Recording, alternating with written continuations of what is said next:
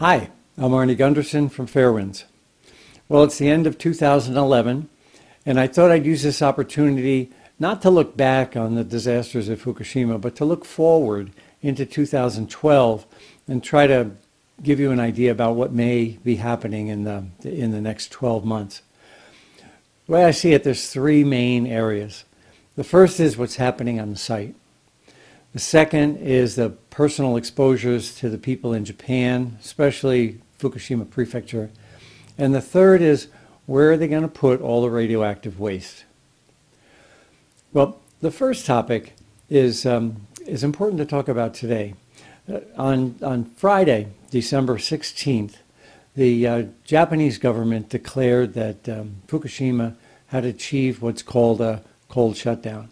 Now, specifically, here's what the Prime Minister said.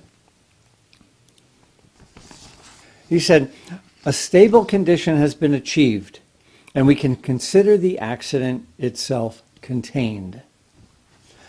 Now, he wasn't the only one who said similar things. The International Atomic Energy Agency said, "The IAEA welcomes the announcement of the government of Japan that the unit has achieved cold shutdown." And then, interestingly, the next sentence is, "The IAEA receives its information updates from a variety of official Japanese sources through the national competent authorities." And the third thing is the United States State Department. The State Department said, when they heard the announcement, "We in the United States government are very happy to hear the news. We believe the Japanese government has made the right choice toward recovery." Well, to me, this announcement sounds a little bit like George Bush on the deck of the aircraft carrier declaring that the mission has been accomplished. In fact, we all know how that turned out, and I think Fukushima is going down a very similar road. This is a long battle, and it's far from being over. On site, there's several things we need to talk about. And the first is the condition of the plant is really not stable. In engineering, we have a condition called equilibrium, and I'll use this mug as an example. If you stay right at the top of that mug, you won't fall off unless you move a little bit to the right or a little bit to the left. And that's called dynamic equilibrium. One false move and you roll off the side. If you stay in the bottom of the mug, if you move to the right or the left, you come back to the center. And that's called static equilibrium. That's where you want to be. That's what cold shutdown really is. Fukushima's up here in a dynamic equilibrium. It really should be down here in a static equilibrium. And that's a long way off. The biggest problem for the immediate future is the possibility of a severe aftershock earthquake. Tokyo Electric has calculated that if a severe earthquake hits, all of the jury-rigged piping that's in place will fail again, and within 40 hours we'll be back to a meltdown. Now that's hardly stable. The piping on the site, while important to keep the plant cool, is not seismically qualified. And of course we know that an aftershock is in fact likely. So problem number one for the Fukushima site is the possibility of an earthquake in the event of a seismic event. The other issue also relates to a seismic event, and that applies to Fukushima Unit 4. Now, Unit 4 doesn't have fuel in it. It has all the fuel in the fuel pool. And of course, the building is weakened dramatically from the explosions and fires. Now, I think that if a severe earthquake hits, it's actually my concerns with the spent nuclear fuel sitting out in the open in that Unit 4 fuel pool that have the gravest concern. And finally, on the issue of what's going on site, I'm very, very concerned about worker exposures. The exposures these people are registering are very, very high by international standards and even by national standards within Japan. And while no one will die immediately, I'm certain that they're all dramatically increasing their risk of cancer. They're brave men, and my hat's off to them, but it is a dramatic risk that they're all taking. The second area I have concern for 2012 is the exposure to the people in Japan from the radiation from Fukushima.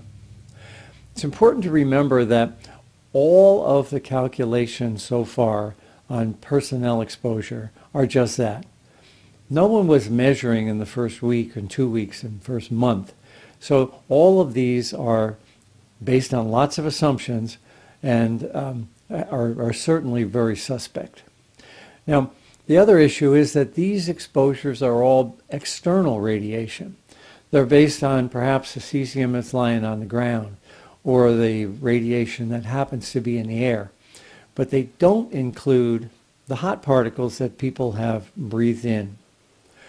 Now, there's one other thing. On the first day of the accident, in the first week of the accident, enormous clouds of radioactive gases, called noble gases, xenon and krypton, were released. And just about 2 weeks ago, the Japanese released data that showed that the concentration of radioactive gases in those clouds was 1,300 becquerels in a cubic meter. Now, that then went into people's lungs and gave them an internal exposure as well as being in a cloud that gave them an external exposure. That calculation is also incomplete. Well, let's talk a little bit about the hot particles. On the site, we've already given you Marco Kaltofen's presentation to the American Public Health Association. And you'll remember that the Fukushima air filters were loaded with radiation, and the Tokyo air filters weren't far behind.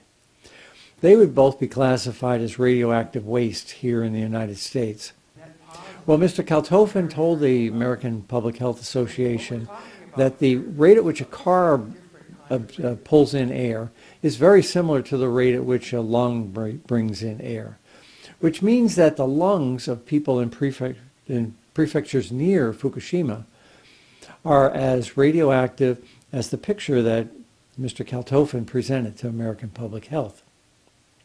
Now, what does that mean for you and I? We had another picture on the site, and it was a hot particle inside an ape lung. And the particle shows the damage to the lung caused by the decay of the radioactive material over a period of time. That's one hot particle.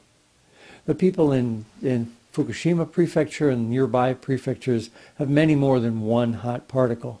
And I think we can all expect that there'll be internal radiation damage as a result.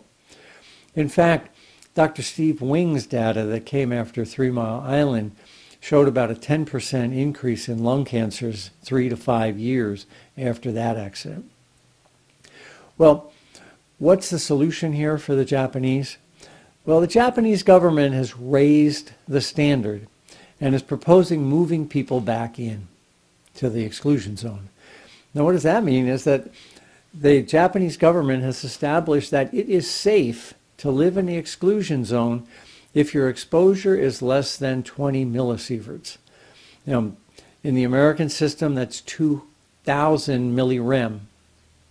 To put that 2,000 millirem in perspective, I checked with the American Health Physics Society to find out what the average worker in an American nuclear plant gets in a year. The Health Physics Society says that the average worker in a nuclear plant gets 180 millirem of additional radiation in the course of a year. That's 10 times lower than what the Japanese government is proposing for its citizens going back into radioactive areas near Fukushima. Now, the American workers are being paid to take that exposure, whereas the Japanese are not. In other words, the risk has a benefit here in America, but the risk to the Japanese has no benefit for them. The third area I'd like to talk about is what are we going to do with all the nuclear waste? Now, we've already talked about the enormous amount of water that's being generated at the power plant and leaking into the ocean. Woods Hole and others have said that this has already released more radiation into the water, into the Pacific Ocean, than any other nuclear accident in history. But let's talk about the solid radioactive waste that's lying on the ground, not just in the power plant, but in the entire state of Fukushima, as well as all the other surrounding prefectures. It's been estimated that to clean up the waste in Fukushima Prefecture alone would fill at least 33 stadiums the size of the New Orleans Superdome. Now, this is an enormous problem. And how are the Japanese planning to handle the problem of what do we do with all this nuclear waste? Well, I thought I'd use one example to talk about the approach that the Japanese are using. On December 14th of this year, a school near Tokyo found a tarp that was loaded with radiation, over 90,000 disintegrations per second per kilogram of the tarp. Now, the tarp had been laid on a field in March and April and had been removed and was rolled up and laying next to the building for several months. Now, the solution, what are we going to do with this radioactive tarp, really speaks to what's happening throughout Japan right now. And I thought I'd read to you what the Japanese are proposing. The Environment Ministry said on December 12th, quote, "The level of radioactive cesium can be adequately diluted by mixing 1 ton of other material for every kilogram of the contaminated covers before they are incinerated." Now, what they said was that they will dilute it 1,000 to 1 with clean material and then burn that. So the solution in Japan right now is different than everywhere else in the world. That cover, had it been discovered in the United States, would be buried in an underground waste dump, perhaps in Texas, and would be out of harm's way for 300 years. The Japanese are proposing incinerating the radioactive waste instead. Now that poses 2 problems. Some of the radioactivity goes up the stack, and some of the radioactivity remains in the ash that then has to be disposed of. What are the Japanese planning to do with the ash? Well, in this case, that ash is going to be spread in Tokyo Bay. That's right, the incinerator waste, which in any other country in the world would be classified as radioactive waste and have to be disposed of in a regulated waste depository. That waste is being dumped into landfills in Tokyo Bay. Now, is it a good idea to dump nuclear waste into Tokyo Bay? Is it even legal to dump nuclear waste into Tokyo Bay? There's a convention called the London Dumping Convention. It's been shortened to the London Convention. That Greenpeace was responsible for pushing through international organizations over 30 years ago.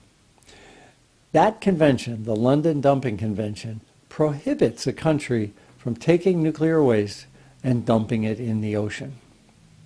Back then, when Greenpeace pushed for this convention, countries were taking their nuclear waste in freighters, dragging it out into the ocean and dumping it at sea.